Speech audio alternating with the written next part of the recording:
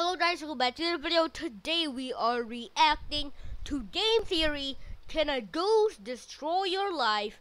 Untitled Goose Game by the Game Theory. So I really expect some 3, 2, 1. Let's react.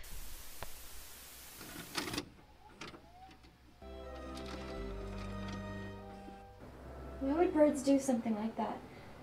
I mean, why would they just attack?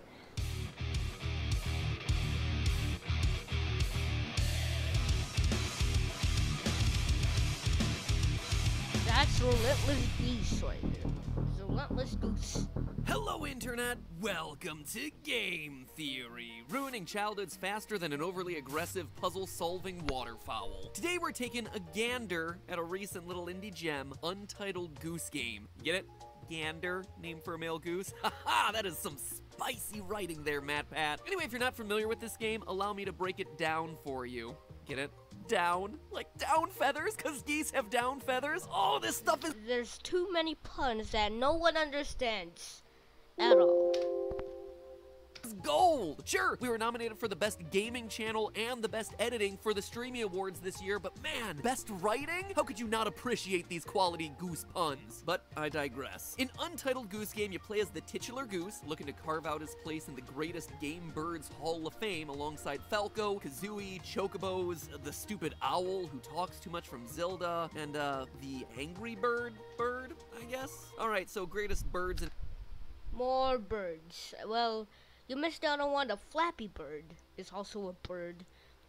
The great Hall of Fame of birds is including the Flappy Bird. It didn't last that long because everyone was tired of it because we do the same thing over and over again, but it's still deserves a spot in the Hall of Fame of birds, of video game birds. In video games, it's not a very long list. You'll spend your day completing a checklist of daily activities, all with one goal in mind: making everyone around you miserable. And that's it. It's not about saving the day or protecting your clutch of eggs. Heck, you aren't even looking for food. Your one and only purpose in this game is to be nature's biggest troll by flapping, honking, and straight up attacking the locals. It's all pretty basic things that we've seen birds do time and time again, but what about some of the more complex goals in this game? Like tricking someone to cut the award-winning rose, or dressing up a statue. Heck, even convincing someone to put a ribbon around your neck. I mean, those are some pretty big asks for a literal bird-brained creature. So our question for today is: a goose actually intelligent enough to perform the level of complex thought that we see demonstrated throughout Untitled Goose Game? Or is this goose only that smart because it has a human brain, us as the player controlling it? You could say that this episode is one that's for the birds. To answer the question of goose intelligence demonstrated in Untitled Goose Game, we first have to look at how intelligence is measured. In humans, we typically resort to measuring this based on IQ. However, what we commonly refer to as an IQ test is actually a combination of several different kinds of standardized tests specifically designed to measure your reasoning and problem-solving abilities, with questions like this one. Frankie likes the number 169, but not 168. He likes 900, but not 800. He likes 225, but not 224. Based on those rules, which does he like? 1600 or 1700? Here, take your time, think through it, leave your 1700, because he always likes the greater number. It's like 169, 168, likes 900 but not 800, likes 225 but not 224. So it's 1700. It's definitely 1700. Let's see the comments. 1700. Alright, alright. So, it's 1700. Your response down in the comments along with your rationale as to why you think that's the answer, and then see if you're right. I'm gonna give you the answer later on in this video. But obviously, researchers can't just sit a goose down in a classroom and start asking it questions. And therefore, they don't typically try to give animals an overall general IQ score. Instead, they usually test them on individual tasks that are intended to measure various cognitive skills, like memory, language, use of tools and weapons, reasoning and problem solving, and also something they call theory of mind, which is really really just the ability to understand that other living creatures have mental states that are different from your own and might affect their behavior. And it's those sorts of animal tests that matter the most for our theory today. By observing the Goose's behavior as he performs some of the more complex tasks in the game, we can then identify what cognitive skill the Goose is best demonstrating, and then see whether there are any scientific studies that show geese having this skill in the real world. I don't know about you, but it's enough to give me goosebumps. Maybe that's a bit extreme, but I couldn't think of another way to work in another goosebump. Goose Willis! It's an episode that would make Goose Willis proud. Let's start with theory of Why is there so many puns about geese out here? I don't know. It's too many puns. It's too overused. And it's not good.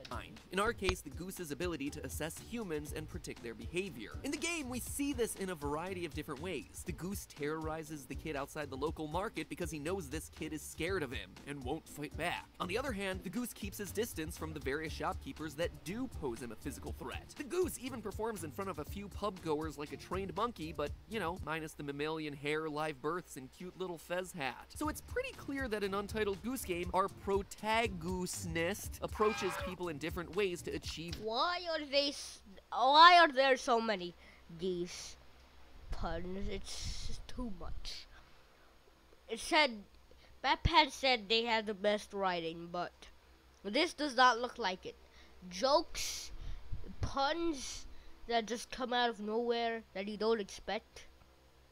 Different desired outcomes. But how There's does too this many apply to puns. geese out in the real world? Well, believe it or not, but geese are able to size up humans and adjust their behaviors accordingly. A good example of this comes from the work of Dr. John Marsluff at the University of Washington in Seattle, who researches how humans affect birds and their behavior, including the behavior of white-fronted geese, snow geese, and of course, the Canadian goose. According to Dr. Marsluff, when migrating, geese often encounter hunters, who they'd obviously want to avoid. Simply put, human equals death, right? So you'd assume that they'd be on guard when around humans, or outright avoid congregations of humans altogether, right? But that's not actually what happens in the wild. Instead, when geese arrive in Seattle, the geese fearlessly parade around the humans. They become docile. They even sleep out in the open as humans watch. While that might seem like needlessly reckless behavior for a migrating goose, it's actually a migrate idea. Being vigilant at all times requires a lot of energy, so it's actually advantageous for geese to be able to identify friendly neighborhoods where they can let their guard down versus areas where they're more at risk for hunters. Dr. Marsluff's research showed that geese were able to switch between two modes of behavior: high vigilance and also complete unconcern, depending on the types of humans that they sensed nearby.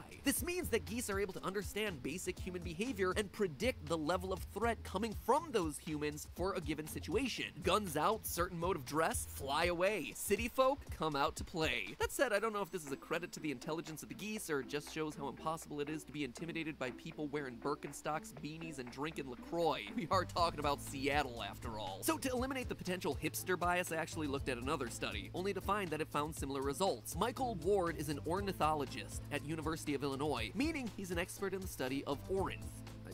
Study of birds. Michael and his team wanted to figure out why there were so many Canadian geese in Chicago during the winter. His initial hypothesis, maybe they were just fans of deep dish pizza and da bears, but that wasn't it, surprisingly. Quote from him: "We thought the geese would fly to forage on nearby agricultural fields during the day, then fly back to the city to roost, but that wasn't the case. What we learned is that they weren't going to the city for food, they were going there because there were no hunters." End quote. Long story short, geese, it seems, are able to understand that not all humans are the same, and they take stock of their surroundings to figure out whether they're around the safe or dangerous kind of humanity. And that ability to observe how humans behave and react accordingly is core to what we see throughout the various missions in Untitled Goose Game. So that first feat of intelligence absolutely checks out, but what about the second one? Using tools. Tool use is considered a pretty important indicator of animal intelligence, since it requires a certain level of adaptability. One way to think about it is like this: it can't be in a goose's genetic programming to close a garage door or open a gate like we see the goose do in the game, because these sorts of things didn't exist when the geese were first evolving. The ability for a goose to perform tasks, ability to learn and innovate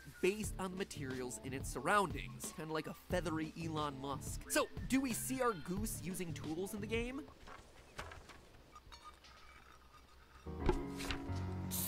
Okay, well, sure, I mean, he uses tools insofar as he grabs rakes and shovels and drags them around with his creepy little geese teeth.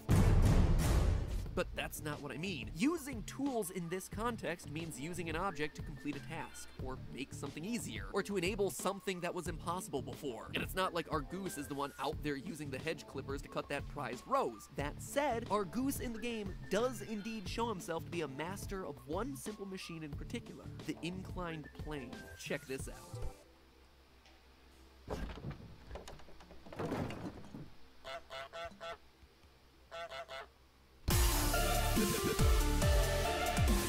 Sure, to you it might just seem like a pile of junk, but in actuality it's a goose wrap. It's a goose wrap. Ramp, forgot the M. Goose wrap. Hey, I'm a goose. Take a gander at me, your new MC, flying free, cutting your bush and spilling your tea. But in actuality, it's a goose ramp. You see, domestic geese can't fly. So without the tool of a ramp, that goose would have been trapped there. And it doesn't stop there either. The goose uses baskets to carry groceries, uses a garage door tether, even unlatches gates and unties strings. In this way, the goose shows that he has a rough understanding of the tools that humans use. But what about geese in real life? Well, you might think it odd for a goose to possess a brain that's well adapted to using tools, but it's actually quite common for birds to possess this sort of skill. You ever heard of a nest? Well, a nest matches all the qualifications of tool use in animals. The bird carries an object for future use, in this case a stick or a twig or a piece of twine. It then uses that building material to help with the problem, ensuring the safety and stability of its eggs. And lastly, the twigs and twine are modified by the bird with the specific intent of building the nest. In fact, geese in particular are uniquely suited to dealing with unfamiliar nest building materials because they're migratory. Unlike a lot of other birds, which might spend their entire life living in a single habitat, geese that migrate have to create nests in a variety of different environments and are therefore constantly choosing the best materials for the job. In the modern day, sometimes that means using artificial materials like human-made nets, or say, a pile of bells. Geese even know enough to build their nests adjacent to man-made structures to help them protect against the wind. Now, I know what you're saying. Pat, you said that you would get us an answer to that IQ test from earlier, and yeah, I'm getting around to that, but otherwise I know what the rest of you are saying. Most of this stuff is just primitive learned behavior, and to that I say yes. Yes it is, but don't get your feathers all rustled because now we're on to the big daddy, reasoning and problem solving in geese. This concept might seem like a straightforward idea, but it's important to understand what exactly is meant by problem solving skills when applied to the animal world. Many animals are engaged in what would initially look like problem solving behavior, but really they're just performing certain actions by instinct. For instance, an earthworm responds to rain by crawling out of the wet ground so it can get oxygen, but this isn't proof of thought or any sort of cognition. A worm is just biologically programmed to seek out the surface when the ground is wet. It's not thinking, oh no, I'm gonna drown, I gotta get to higher ground so I can breathe. It just does these things immediately from birth without having to learn them. Likewise, succeeding through trial and error doesn't indicate problem solving either. Let's take the observations of C. Lloyd Morgan, a famous scientist of animal behavior. Morgan observed that a dog in a latched enclosure would eventually discover how to lift that latch, and after doing so for the first time, would then be able to repeatedly perform that step in faster and faster instances. This is an example of learning. However, prior to learning how to unlock the latch, the dog wasn't making any deliberate attempts to unlock his confines. He was just randomly flailing around until he eventually discovered the solution by trial and error. It never thought about the problem and mentally formed a solution to try out. Sure, dogs can be taught how to solve a problem, but they can't figure out how to solve the issues themselves other than by trial and error. On the other hand, Wolfgang Kohler, another early animal investigator, found in 1917 that chimpanzees were actually capable of reasoning. After realizing that a fruit was too high for them to reach, these chimpanzees responded by placing a box underneath the hanging fruit and then climbing onto the box in order to reach it. This was not just a random act that led to a solution. These chimpanzees deliberately observed a situation and mentally formulated a potential solution to try out. This is what is meant by reasoning and problem solving when you talk about the animal kingdom. Now, obviously, not all animals are going to be as smart as chimps. They are some of our closest living relatives after all. But could our white-feathered hero do the same thing? Or is his performance just going to give us a big old goose egg? Well, it turns out that being a bird brain isn't as strong of an insult as you might think. Birds are, in fact, some of the few animal species that are indeed capable of reasoning out cause and effect. Specifically, the bird type corvids are shown to possess similar reasoning skills that Corvids. rival even the reasoning of chimps. Now, corvids include your crows, ravens, and rooks. An experiment conducted by researchers Nathan John Emery and Christopher David Bird, yes, that is his real name, talk about your nominative determinism, saw rooks presented with food that could only be retrieved by raising the water level in a container. Huh, now why would that sound familiar?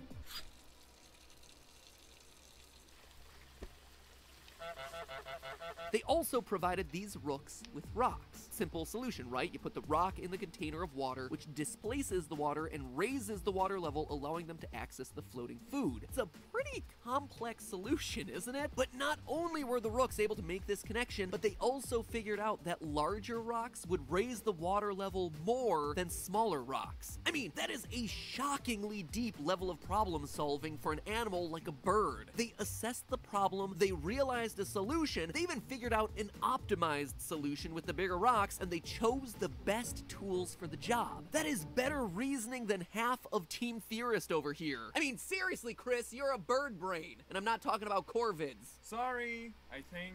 I don't really know what you mean. But here's the catch. This was a test with rooks. We're concerned about the intellect of a goose. And unfortunately, as it turns out, corvids are in a league of their own when it comes to this kind of advanced cognition. In fact, the corvid family is unique not just among birds, but within the entire animal kingdom. Possessing this level of advanced problem-solving ability just isn't very common in most animals. And geese, well, let's just say geese aren't in the corvid family. Heck, they're not even part of the same order as corvids. Basically, the only commonality between geese and corvids is that they're both birds. 2 wings, 2 feet, 1 beak, all evil. So if we're talking brass tacks, if this had been Untitled Crow Game, pretty much everything you see in the game would have been possible Untitled by Crow the Game. actual bird in real life. But that doesn't quite have the same charm. And so we're left with geese. Geese that, clearly based on this episode, are smart. They have the ability to read their environment, they learn from observing the behavior of humans, they're even able to use simple tools. But when it comes to understanding chains of cause and effect, geese just aren't able to reason and problem solve in the same way that other animals like rooks, crows, and chimpanzees do.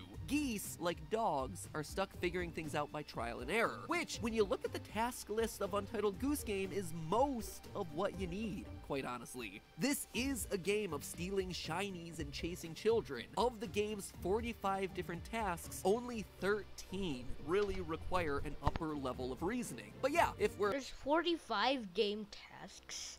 That's a lot of tasks for one game. And there's certain games that needs reasoning. I mean, how do you determine? You can probably determine that, so. assessing whether a goose is smart enough to do all of the things we see in this game, then this goose is cooked. But hey, you want the answer to that IQ puzzle from It's earlier, right? 1700. Well, 1600 is the right answer. Why? Why? Well, you might think that Frankie likes numbers that are divisible by 5 or have an even or odd number or something like that. What it all boils down to is that Frankie just really likes his perfect squares. 225 is 15 squared, 169 is 13 squared, and 900 is just 30 by 30. So 1600, 40 squared, he likes it. Hey,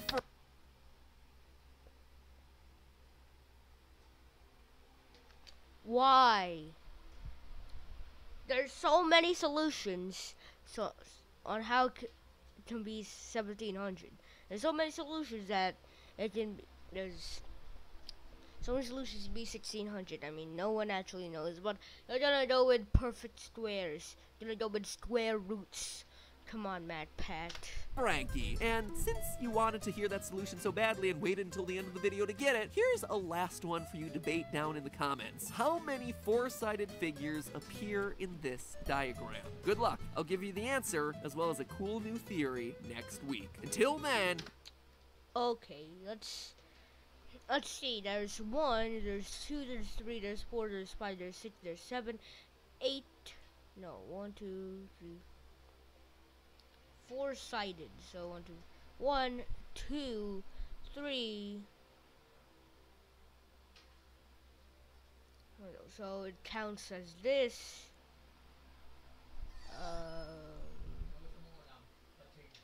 Okay, so there's 1 here because they're counting 4-sided figures. So 1, and then that whole thing is not there, and then not here.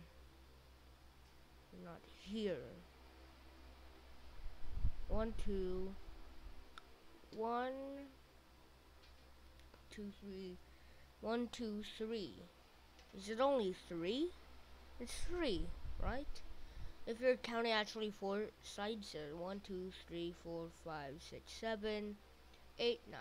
Wait, 1, 2, 3, 4, 5, 6, 7, 8, 9. Yes. So 3 and 9 are the answers. See you guys. Thanks for watching. Of course, peace out, people. Peace. Peace.